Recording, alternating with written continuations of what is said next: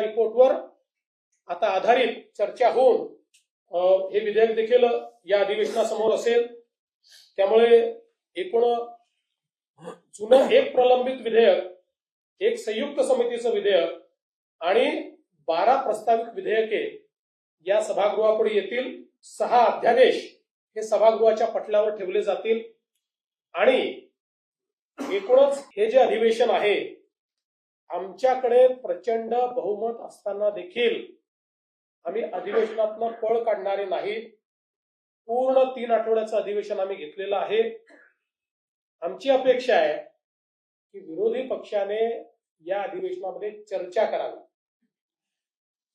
आणि त्यांच्या प्रत्येक प्रश्नाला उत्तर द्यायला आम्ही तयार आहोत। राज्याला विकासाकडे नेण्याकरता आमची महायुती उत्तम काम करते आहे आणि त्या दृष्टीनं या अधिवेशनात आमची पुढची ध्येय धोरणं देखील आम्ही त्या ठिकाणी आपल्यापर्यंत, आपल्या मार्फत जनतेपर्यंत पोहोचवू।